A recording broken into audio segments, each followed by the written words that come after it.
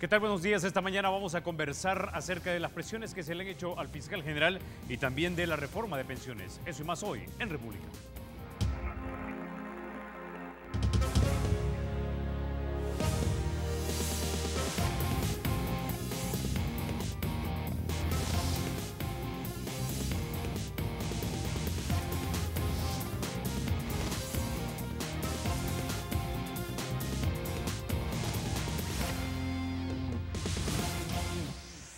Bueno, sin mayor preámbulo, vamos a introducir a nuestros invitados. Esta mañana nos acompañan el maestro Roberto Rivera Campos, miembro de Acción Ciudadana y también consultor de organismos nacionales e internacionales. También nos acompaña el ingeniero Luis Ramón Portillo, ex vicepresidente de Finanzas del Banco Agrícola Comercial, miembro del Movimiento 5 en 5 y actualmente también consultor en materia financiera. Bienvenidos a República. Gracias, Carlos. Gracias. Bueno, usualmente casi no hablamos con la gente que es de nuestra generación, ¿verdad? Personas que son considerados como adultos jóvenes, pero siempre es importante saber qué es lo que está pensando nuestra generación. Ingeniero Portillo, quisiera que comenzáramos hablando acerca de las presiones que el mismo fiscal general de la República denunció hace un par de días frente a los medios de comunicación. Quiero que escuchemos las declaraciones para que iniciemos nuestra conversación. Por los casos de probidad, ¿verdad? Yo estoy recibiendo presiones en este momento, tengo que decirlo públicamente, de personas y de grupúsculos en este momento. Que por favor se deje trabajar a la Fiscalía General de la República, que se respete la institucionalidad. Bueno, ingeniero Portillo, su reacción. Estas presiones que menciona el señor fiscal eran de esperarse. Yo creo que tomó bastante tiempo escoger al fiscal, lo cual fue lamentable para la sociedad civil. Y el fiscal que se escogió, el licenciado Douglas Meléndez, inició dando muy buenos signos en la nueva fiscalía. ¿Por qué hablamos de una nueva fiscalía de los ciudadanos? Yo creo que los primeros ejemplos que dio el fiscal fue de respetar la ley de ética gubernamental, evitando el nepotismo, él mismo, dando un ejemplo que en muchas otras instituciones del Estado no se ha visto, donde los parientes trabajan ahí. Ese fue de los primeros mensajes positivos que leímos. Lo otro, hizo una reorganización de aproximadamente 60 plazas, empezó a hacer cambios importantes, incluyendo al gerente, y empezó a ordenar la casa. Hizo visitas, está en el campo, y esos mensajes son preocupantes para los corruptos. ¿Por qué? Porque cuando uno ordena la casa, cuando uno tiene un plan de trabajo, cuando uno mismo evita el nepotismo, es porque va en serio. Este fiscal, en sus inicios, también se ha comportado de una manera distinta. No ha sido un fiscal mediático.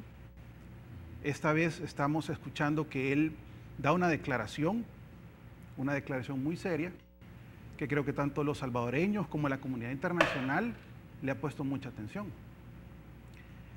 Estas presiones, sin duda, han de venir de todas partes. Hoy tenemos casos de expresidentes, de diputados y de otros funcionarios de todos los partidos políticos. Hoy no se puede hablar de una vendetta política. Hoy no se puede hablar de izquierdas contra derechas. En realidad, no hay partido político que no haya sido involucrado en por lo menos en una investigación. Y lo más preocupante es que son los expresidentes los que están siendo investigados. Si el líder del gobierno está siendo investigado, que no quepa duda que el resto de dependencias también deberían de serlo, porque los líderes se rodean de personas similares y eso es importante. Ahora, las presiones que está teniendo son de todo tipo. Incluso las personas siendo investigadas, como el alcalde de San Salvador, llegó a hacer una demostración de poca vocación democrática. Y no solo él, que es lo complicado, también llegó un diputado del FMLN y coordinador general del partido. Llegó un secretario de Participación Ciudadana y Transparencia y muchos otros funcionarios, aparte de empleados de alcaldías, de varios municipios, y empleados de la misma Asamblea Legislativa y quién sabe de cuántos organismos más. Entonces, eso para mí es el peor mensaje que puede dar un funcionario electo de su vocación democrática. ¿Por qué? Porque de la misma forma que todos los ciudadanos y sobre todo los servidores públicos tenemos que respetar a los funcionarios y ver las elecciones como la metodología de expresar nuestro deseo de cambio, no puede ser que un alcalde diga que si la agenda no concuerda con la suya, el pueblo va a sacar a un fiscal electo por mayoría de la Asamblea de su oficina. Eso es inaceptable. Ok. Vamos a retomar ese tema del alcalde, pero quisiera ir un punto antes a lo que ya el ingeniero Portillo estaba mencionando al principio de su participación, y era hablando de las presiones que el fiscal general ha recibido. Sabemos que hay por lo menos 4 expresidentes o 2 expresidentes que estarían siendo investigados: el expresidente Funes, del primer gobierno del FMLN, el expresidente Saca, pero también dijeron que la sección de probidad había ordenado la auditoría de los bienes o el patrimonio del expresidente Cristian y Calderón Sol. Es decir, ¿es esto el precio que un fiscal que acaba de iniciar va a pagar? Es decir, el precio por la transparencia cuando se esté empezando a tomar conciencia y la conciencia está llevando acciones concretas? Maestro Rivera Ocampo. Mira, yo creo que es una prueba de fuego para una nueva fiscalía, como decía Luis. Yo creo que también hay que analizar por qué está pasando eso ahora. Tenemos una ley de probidad que tiene más de 60 años y que durante mucho tiempo no se utilizó o no se quiso utilizar, y se le pusieron las trancas, ¿verdad?, para que no se pudiera hacer lo que hoy estamos viendo. Estamos viendo que por fin probidad está desarrollando su trabajo como debió haberlo hecho, con una ley que, aunque vieja o desfasada, sí se puede utilizar. Por otro lado, creo que la presión ciudadana que estamos ejerciendo a través de diferentes flancos para que esto por fin suceda, creo que está dando resultados. Y con eso me refiero a que, bueno, ustedes saben que se aprobó una ley de probidad de manera expedita y con unos mecanismos, digamos, súper ágiles, cosa que casi nunca vemos en la Asamblea, incluso que se mandó a publicar un día antes de Navidad y tal. Con otro esfuerzo ciudadano, interpusimos una demanda de inconstitucionalidad, y fue lo que hizo que parara, porque muy probablemente todos estos casos que han salido de los expresidentes, si no se hubiera interpuesto esa demanda, no se estarían analizando, ¿verdad? Eso creo que es importante decirlo, porque no estamos ante una nueva coyuntura donde los partidos políticos están haciendo control sobre los otros.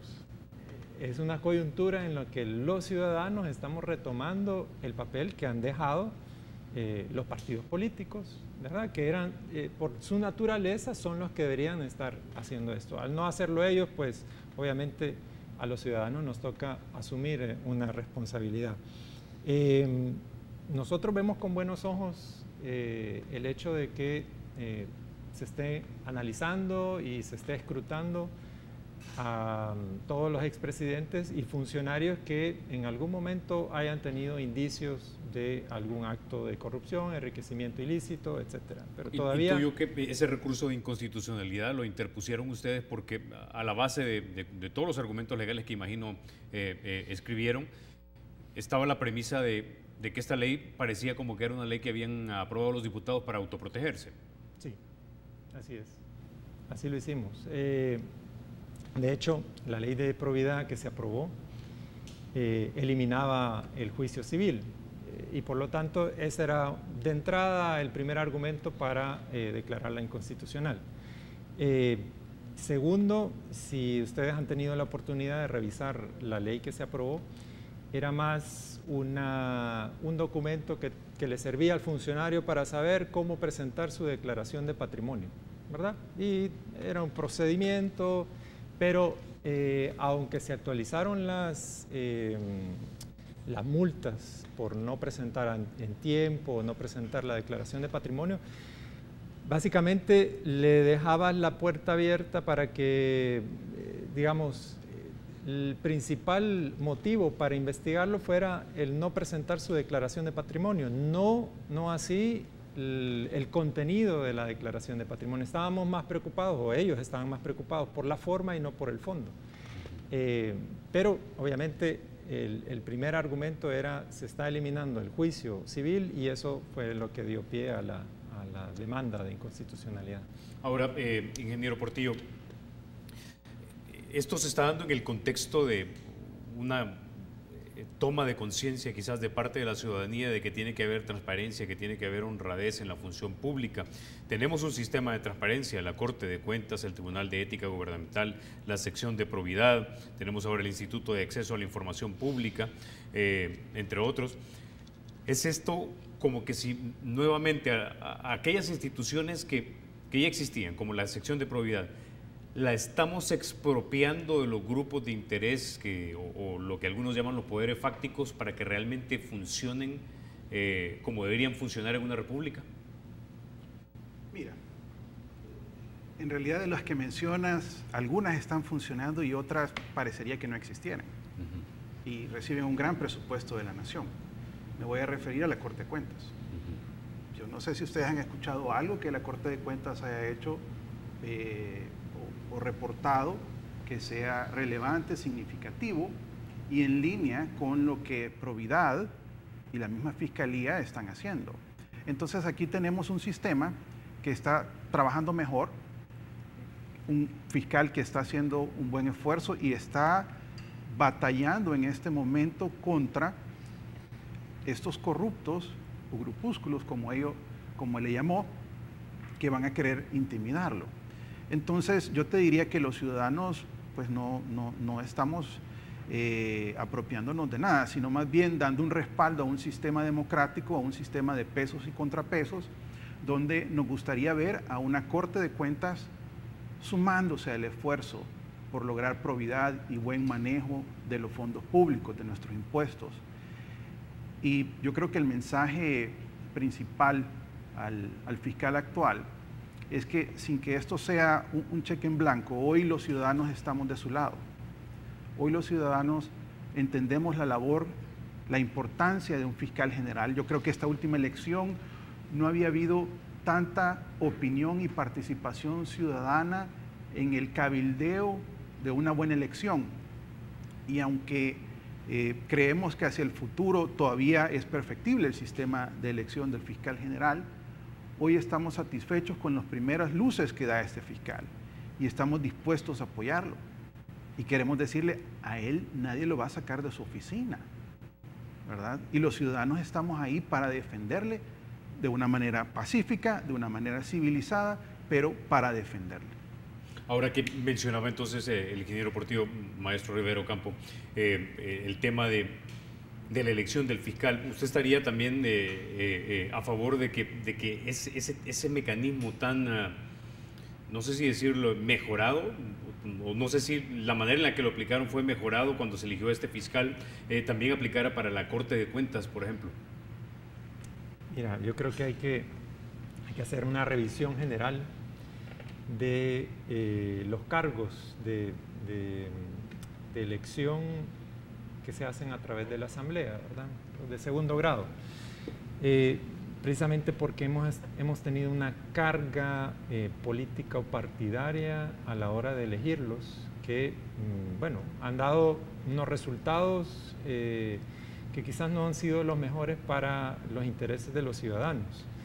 Creo que en este caso le damos un voto de confianza al fiscal precisamente porque, bueno, entró con ganas de hacer algo bueno y pareciera que eso estorba o molesta a los partidos políticos. Pero en general creo que hay que hacer una revisión de esa, incluso de la composición de algunos órganos que son fundamentales para la democracia, ¿verdad? En una república. Y ahí me refiero, bueno, empezando por la Corte de Cuentas, el Tribunal Supremo Electoral, y podría seguir, pero creo que ahí hay, digamos, este es un debate fundamental para la democracia salvadoreña. Hay otros modelos que hay que analizar y hay que hacerlo pronto. No, ya llevamos 20 y tantos años desde los acuerdos de paz funcionando así. Tenemos el país que tenemos y creo que hay que ser conscientes de que esto hay que revisarlo. Yo solo quería hacer un pequeño paréntesis, y es que juntando una cosa con otra, yo creo que tenemos la posibilidad hoy día de empezar a ver en estos casos que ya mencionabas sobre los expresidentes y casos de enriquecimiento ilícito y posible corrupción, eso ya lo vamos a ver.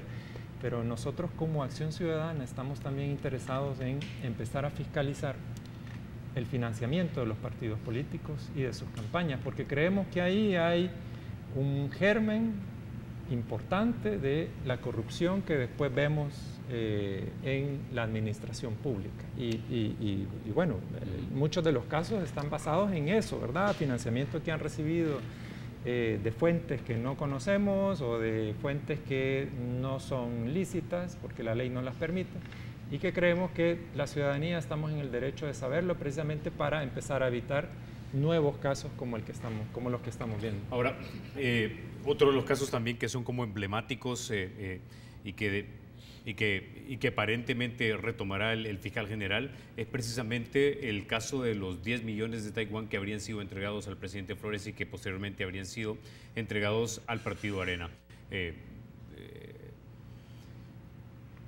Juristas con los que hemos conversado por acá no descartaron, de hecho fue el doctor Félix Ulloa quien no descartó, que se pudiera configurar el delito de lavado de dinero, ingeniero Portillo.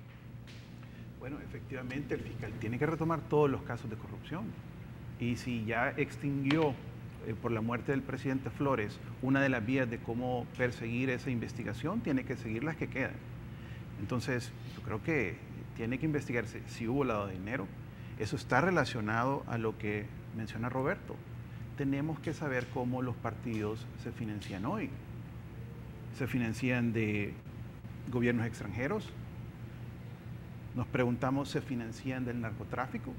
Eso ya como que incluso deja de ser una pregunta por los casos que están saliendo de financiamiento a ciertos diputados que vienen del narcotráfico.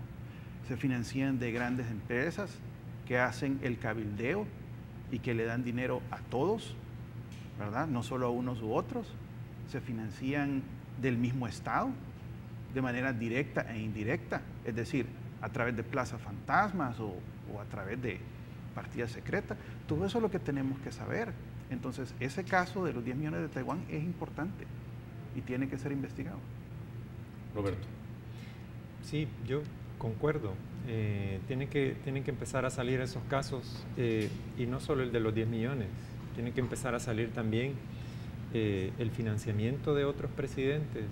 Bueno, ahí están ya en la mira, ¿verdad? El expresidente Saca, el expresidente Funes.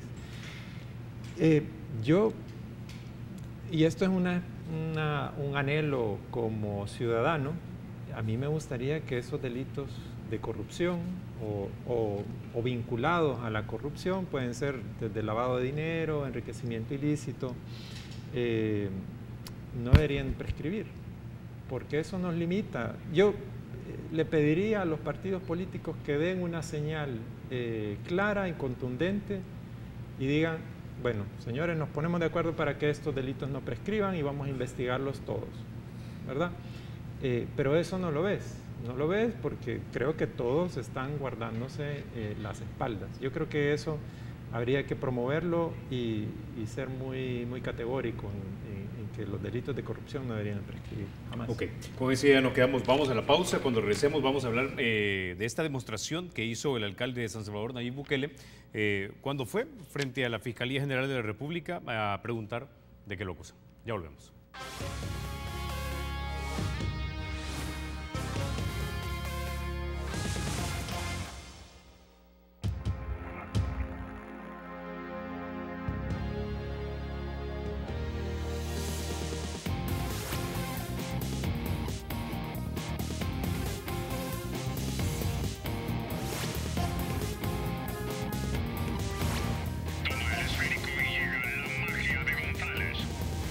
radio es y será siempre libre e independiente y no será jamás el patrimonio de ninguna familia ni persona.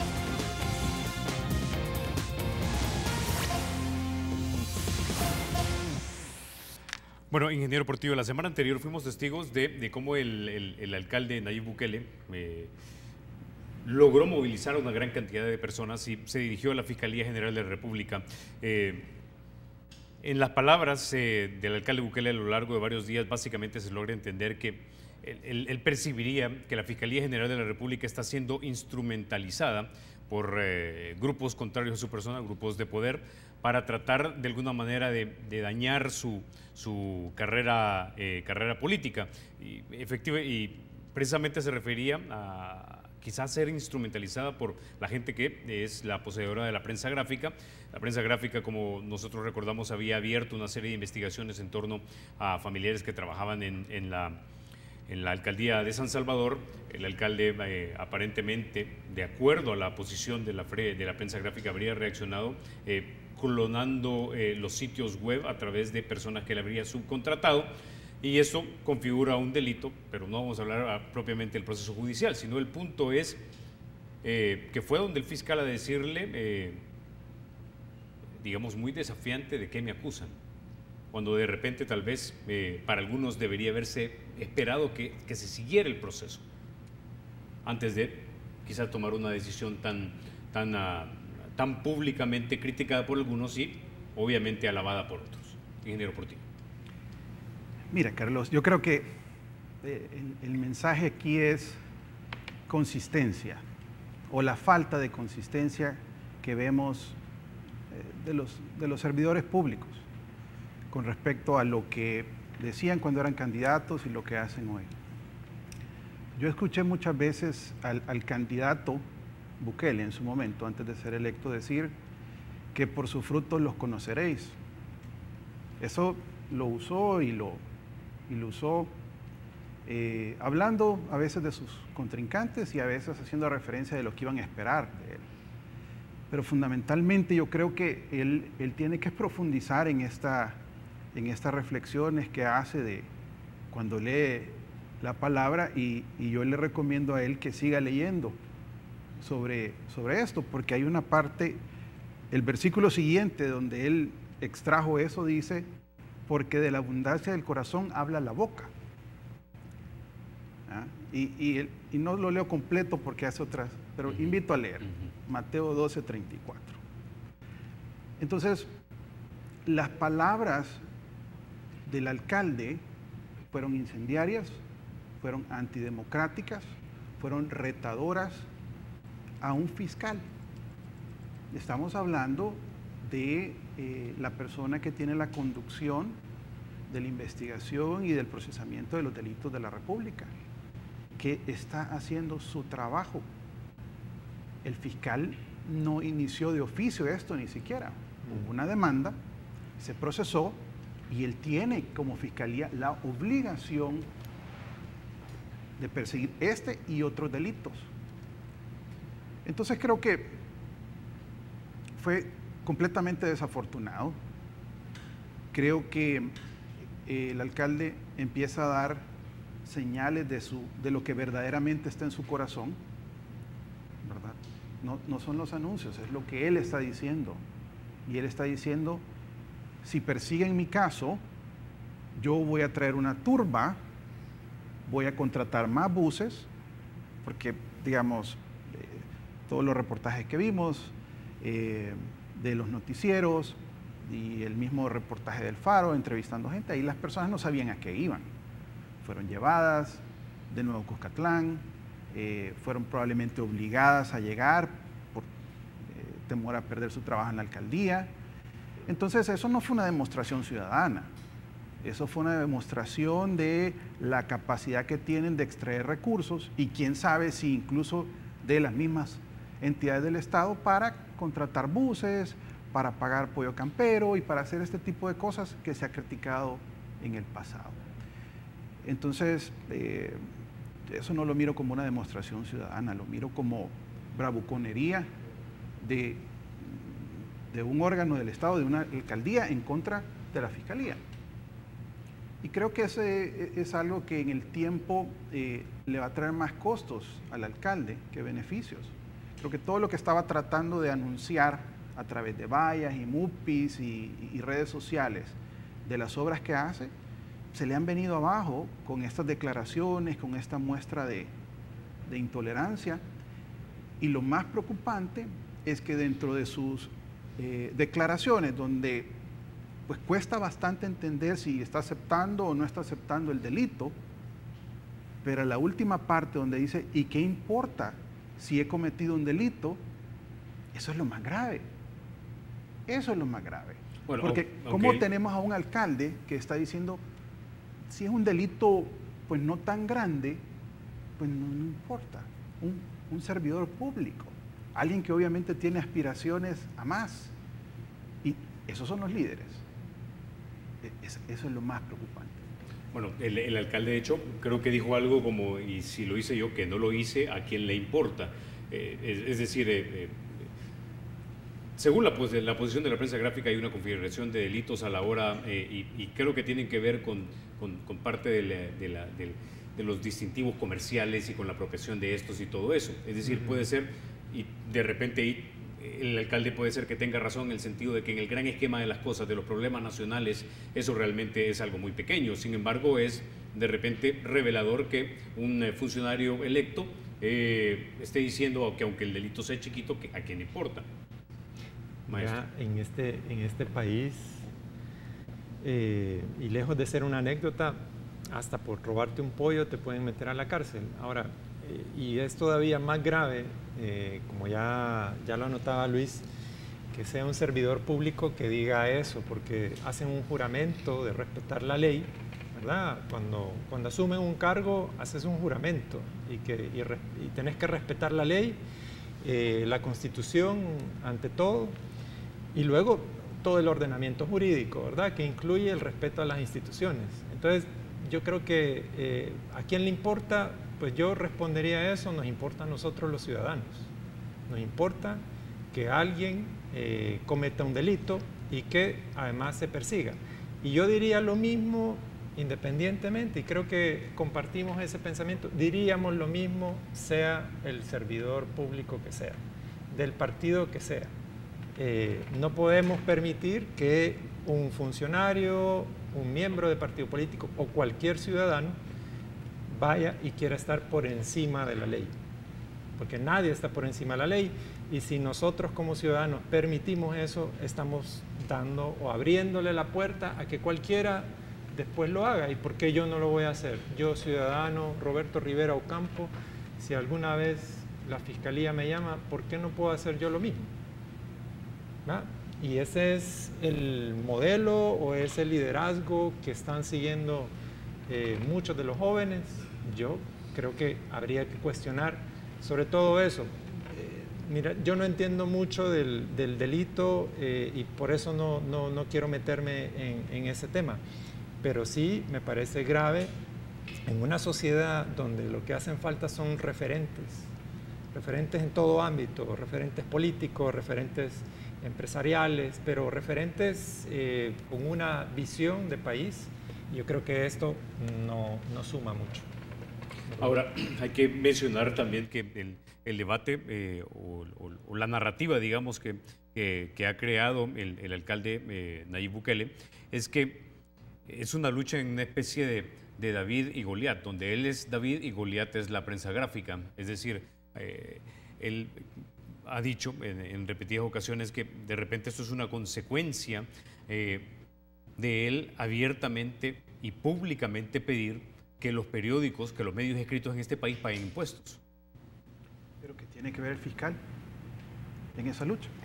O sea, digamos, repito, o sea, nosotros como ciudadanos, ¿qué vemos? Vemos declaraciones de un alcalde, vemos declaraciones de la prensa gráfica. Obviamente no tenemos acceso a la información del caso. Se ha publicado que hay evidencias implicando al alcalde. El fiscal lo confirma, que es parte de la investigación, y entonces si eso termina siendo cierto, va a ser a través de una investigación y de un juicio, si es que se abre, que se va a determinar. Pero pero ¿por qué llegar a tratar de amedrentar al fiscal? Digamos, yo puedo entender la posición de alguien que se siente amenazado injustamente, pero la respuesta que cualquier ciudadano debería dar es apersonarse con su abogado y pues y resolver bajo la vía judicial que tenga que seguirse. Imagínate que tú cometes un delito, que cualquiera comete un delito y lo que hace es entonces llevar una turba, ir a contratar gente para decir no me procesen. Entonces lo que tendríamos pronto es que cada caso que procesa la fiscalía va a ser un bloqueo de toda la fiscalía todos los días diciendo persecución política, porque a mí siempre va a haber un delito más grande, probablemente, pero todos tienen que ser juzgados. Entonces yo creo que aquí hay que separar las cosas. O sea, primero, dejen trabajar al fiscal. Yo creo que el fiscal no ha dado ningún indicio, hoy por hoy, y está temprana su gestión, que está de un lado u otro. Empezó ordenando la casa. Todavía tiene el reto de en realidad dar la persecución a las acusaciones que hay, no solo en contra del alcalde, sino que de los expresidentes y todo lo demás. Eso es titánica la labor que tiene que hacer. Y esperamos y vamos a ser seguidores de los procesos para ver si este voto de confianza que le hemos dado al fiscal efectivamente fue respetado. Pero no tiene nada que ver con el fiscal en este momento y no debería de presionársele a él. Ahora, sí, entiendo el punto del ingeniero Portillo, maestro Rivero Campo, en el punto de que si una persona de repente se considera que es una persona de interés en un caso específico judicial que se está conduciendo, que se está persiguiendo, llega con su abogado a hablar directamente con el fiscal del caso. El punto es que aquí es el alcalde de San Salvador, tiene una lucha abierta con uno de los principales medios de este país, cree que es un ataque de carácter político y por eso lo que hace es apoyarse de todos sus seguidores y de sus simpatizantes para decir, en este país no van a pisotear mis derechos legales, ¿verdad? O sea, yo soy una persona sumamente apoyada, aparte siento que la razón a mí me acompaña y por eso hace esta demostración y la que se hace acompañar del principal líder político del partido de gobierno, también está Walter Araujo, si mal no recuerdo, y otras personas por ahí, pero es una declaración también de carácter político, es decir, no instrumentalicen a la fiscalía, que yo soy una persona que estoy haciendo bien mi trabajo y aparte tengo un gran apoyo de muchas personas. Sí, mira, yo también creo que habría que analizar, porque empezaste diciendo que la lucha, entre comillas, del alcalde es porque los medios de comunicación, en particular, bueno, 2 medios de comunicación escritos, paguen impuestos. Yo la verdad es que no le veo, hasta ahí no le veo el problema, porque creo que podría ser justo, ¿verdad?, que los medios de comunicación también paguen igual que lo hacemos todos, los que ejercemos una actividad económica. Pero así como hay, digamos, una exención para los medios de comunicación, también las hay para las universidades, los colegios privados.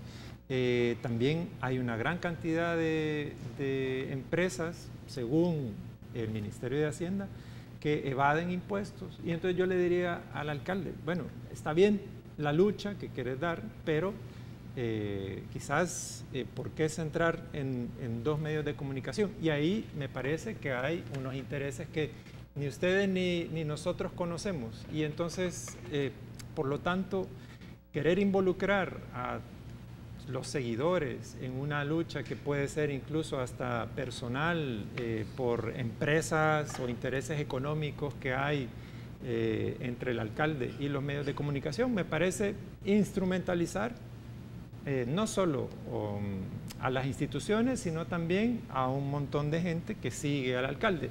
Y estamos claros que el alcalde tiene un gran liderazgo, pero yo creo que el liderazgo debe ser ocupado de manera positiva, ¿verdad? Precisamente para fortalecer las instituciones, no para tratar de debilitarlas en la medida que me conviene o no. Yo creo que si no, yo creo que no estamos listos, o ellos, los políticos, no están listos para asumir esa responsabilidad que como ciudadanos les hemos dado. Entonces, yo no sé si sea David contra Goliat o si hay, como te digo, intereses que yo creo que no vamos a llegar a saberlo o no queremos o no han salido a la luz todavía, ¿verdad? Ok, como decía, nos quedamos, vamos a la pausa. Cuando regresemos vamos a hablar precisamente del debate que se está teniendo en torno a la reforma del sistema de pensiones. Ya volvemos.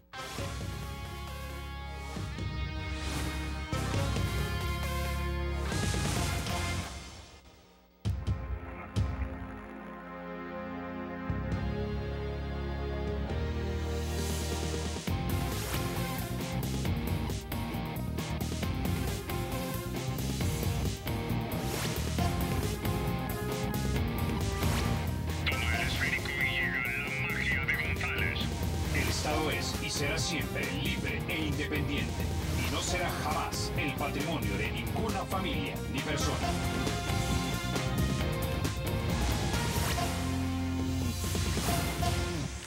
Gracias por continuar con República. Bueno, hablemos ahora del otro gran tema que se está discutiendo por todos lados, no solamente de repente en los pasillos legislativos o por supuesto en los medios de comunicación, etcétera, y es la reforma del sistema de pensiones. Mucho se habla acerca de todas las categorías, aunque a veces se confunden o las mencionan de manera dispersa. Casi todo está centrado en torno a la gran categoría de quién lo va a administrar el nuevo sistema de pensiones, que si debería ser público, que si debería ser privado, que si debería ser mixto. En ese contexto, el profesor Sánchez Serén el pasado sábado dio unas declaraciones en un evento, en su evento sabatino que tiene siempre. Había muchos precisamente retirados. Quiero que escuchemos lo que dijo el profesor Sánchez Serén sobre la posesión o la propiedad del sistema de pensiones, o de las pensiones, debo decir. Hay una preocupación sobre el tema de la reforma de pensiones que va a presentar el gobierno. Y han dicho un montón de cosas que no son ciertas. ¿Cómo nos vamos a quedar con el fondo de pensiones si esos fondos son de los trabajadores y son para los trabajadores, son de ellos?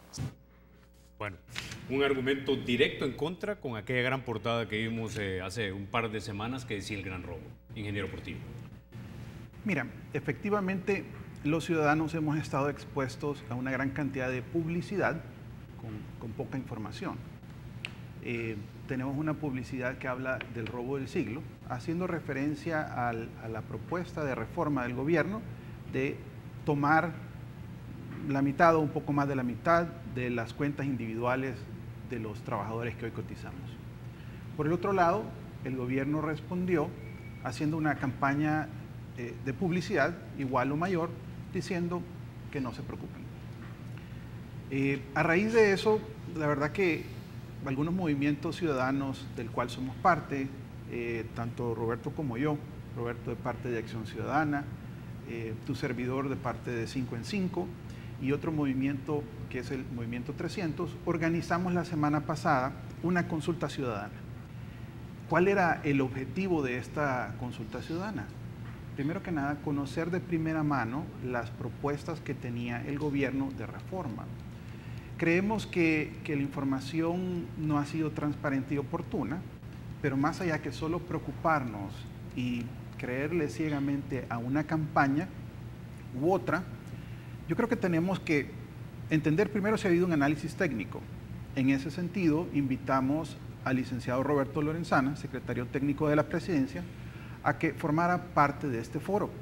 Y pues te quiero dejar a ti una copia de la carta que le dimos al licenciado Lorenzana, en la cual le invitábamos.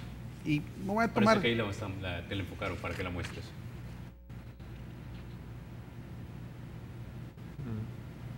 Ok. Fundamentalmente le decíamos lo siguiente: estamos interesados en escuchar las propuestas sobre un tema tan importante que atañe a los trabajadores que cotizan, pero que tienen repercusiones para todos los ciudadanos, y por lo tanto queremos conocer la posición del gobierno de primera mano para evitar desinformación y especulaciones sobre el tema. Ese era el propósito de invitar al secretario técnico. como su nombre lo dice, es la parte técnica del gobierno. No queríamos una versión política. Al mismo tiempo, invitamos a dos reconocidos investigadores y ponentes de esto, al doctor Álvaro Trigueros como Fusades y a Carlos Pérez de Funde, que estuvo aquí en tu entrevista recientemente. ¿Por qué? Porque no queríamos un debate político de esto, queríamos un debate técnico.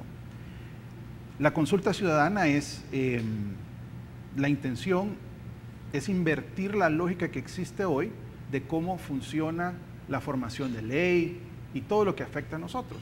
Vienen los políticos, se reúnen, sin consultarnos, pasan leyes. Y eso lo hemos visto desde todos los tiempos. En gobiernos de Arena, en gobiernos del FMLN. El mismo FMLN ha criticado leyes y reformas como fueron la dolarización y otras cosas que no fueron consultas. Entonces regresamos al tema de consistencia. Queremos consistencia de lo que se critica y también de lo que uno hace.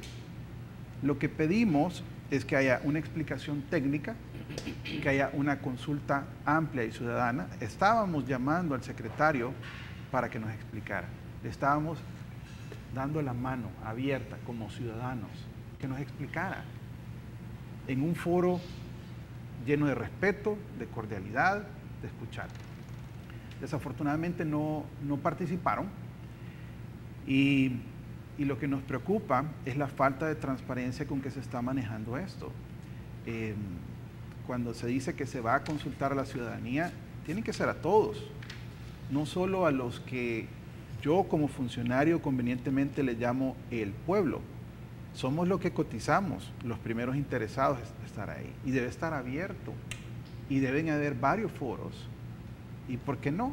O sea, digamos, una consulta amplia, que aunque no lo establece necesariamente las leyes vigentes, puede verse como algo, una consulta no vinculante, alrededor de si la gente quiere o no un sistema mixto.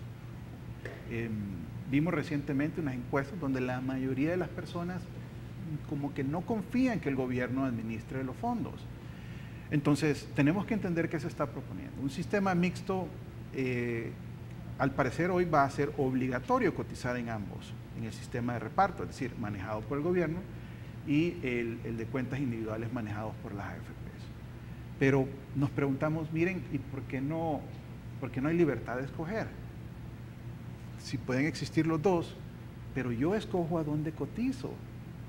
Eso, pues obviamente, haría un incentivo a la competencia, probablemente reduzca los costos de la administración y respeta el derecho a escoger que tenemos los ciudadanos. Esas son preguntas que tenemos y que nos hubiera gustado hacérselas al secretario técnico de la presidencia de haber llegado. Pero lo que pedimos hoy, Carlos, es que exista una amplia consulta ciudadana, que se dé a conocer esto, que se muestre claramente los pros y contras, que tomemos en cuenta a los jóvenes y que nos resuelvan preguntas básicas que hoy tenemos. Por ejemplo, en todo lo que hemos escuchado, parecería que se van a mantener los certificados previsionales y estos certificados hoy están pagando el 1.3%, el 1.4%. Entonces, si se va a mantener eso, nos van a seguir pagando siempre intereses a los trabajadores que no son de mercado. Esa es una pregunta importante, independientemente del sistema que se escoja. Porque si la respuesta es no, entonces yo creo que ya como ciudadanos nos vemos afectados. Eso es importante. Entonces queremos más discusión, queremos foros técnicos, queremos transparencia y también sinceridad alrededor de la razón por la que se quiere hacer esta reforma. Yo creo que hace mucho tiempo se identificó que la reforma era necesaria y los que estamos aquí no nos oponemos a que un sistema sea perfeccionado, sobre todo si va en beneficio de los cotizantes, de los trabajadores. Es decir, queremos menos gastos por administración y queremos más rentabilidad. Hasta ahí. Queremos certeza. Entonces, si se puede diseñar eso con amplio consenso, pues perfecto. Que puede haber más cobertura, sin duda, eso es importante. Eso yo creo que no hay nadie que no quisiera que hubiera una pensión para todos. pero que fuera digna, que no estuviera sujeto a la disponibilidad de fondos de nadie, sino más bien identificados los fondos y saber y tener predictibilidad de con cuánto vas a poder vivir. Más en el tiempo, porque digamos, los jóvenes que hoy están empezando a trabajar probablemente no están pensando en su pensión y somos los que tenemos un poco más de tiempo de cotizar, los que entendemos cuánto hemos acumulado y sabemos que esto sí vale la pena en el futuro. Yo creo que algo que nos gustaría escuchar, primero que nada viniendo del señor presidente de la República, uno de estos sábados, es que nos diga que también tienen un plan de austeridad nacional. Muchas veces se ha hablado de que el problema de las pensiones es un problema fiscal y entonces ahí nos ponemos a preguntar, pero bueno, ¿cuánto gasta el Estado? ¿Cuánto es el presupuesto de la nación? Vemos que el presupuesto de la Asamblea incrementó este año por 81 votos, todos de acuerdo. Vemos que los presupuestos año con año vienen subiendo, los impuestos que cobran vienen subiendo, entonces hay más recursos, entendemos que hay una necesidad de pensiones, pero ¿cuándo vamos a escuchar una propuesta de socarse el cincho de parte del Ministerio de Hacienda? El señor Cáceres, el ministro Cáceres, tiene una amplia experiencia bancaria y yo estoy seguro que él se recordará cómo los bancos hace mucho tiempo empezaron una campaña de educación financiera y él, siendo ex banquero, sabe de esto. Entonces, lo primero que te dicen cuando te educan financieramente es, uno, evite las tarjetas de crédito. Dos, sepa cuánto gasta y cuántos son sus ingresos. Tres, si usted se da cuenta que sus gastos son más que sus ingresos, priorice el gasto. Y lo primero que te dicen que tenés que hacer es recortar viajes, recortar salidas a comer, y recortar todo tipo de lujos y gastos que no son necesarios. Esa es la recomendación que estoy seguro el ministro Cáceres conocía y hacía cuando era banquero a la población. ¿Por qué no pueden tomar esa misma recomendación dentro del gobierno? Hoy vemos unos gastos enormes en publicidad innecesaria, en viajes, están contratando hoteles para más alimento. Entonces, Carlos, le pedimos al presidente que lidere el país en una reforma integral fiscal, en un plan de austeridad. No necesita el acompañamiento ni siquiera de Arena para proponer eso. No veo, si eso es lo primero que se puede hacer y depende del gobierno, deberían de iniciar ahorrando y socándose el cincho. Ok, se nos acaba casi el tiempo, maestro Rivero Campo, pero tengo un minuto para darle la última palabra. Vaya, como es un minuto, y para complementar lo que ha dicho Luis, la otra semana nosotros queremos, precisamente con una iniciativa desde Acción Ciudadana, acompañado con de 5 en 5, queremos empezar ya a hacer un control más cercano de cómo están utilizando los fondos determinadas instituciones, ¿verdad? Y vamos a empezar con la Asamblea Legislativa, precisamente porque creemos que, aunque el presupuesto de la Asamblea Legislativa no sea enorme, ¿verdad? Como ya algunos diputados han dicho que en realidad ahí no se pueden hacer muchos recortes y tal, nosotros creemos que sí. Creemos que sí y vamos a pedir información como ciudadanos, ya que tenemos el derecho de hacerlo, precisamente para ya que los políticos no están por la labor de presentar propuestas claras de austeridad y de ahorro, nosotros podemos ayudarles, ¿verdad?, teniendo esa información y haciendo unas propuestas que ojalá en algún momento te las podamos presentar aquí para que, bueno, esto que estamos hablando pues tenga una concreción y unos resultados que a la población le interesen. Ok.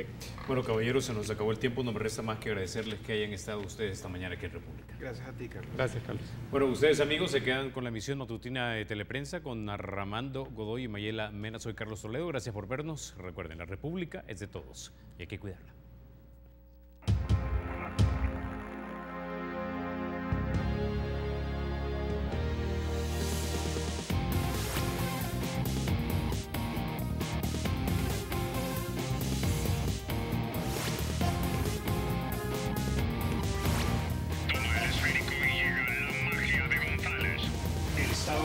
será siempre libre e independiente y no será jamás el patrimonio de ninguna familia ni persona.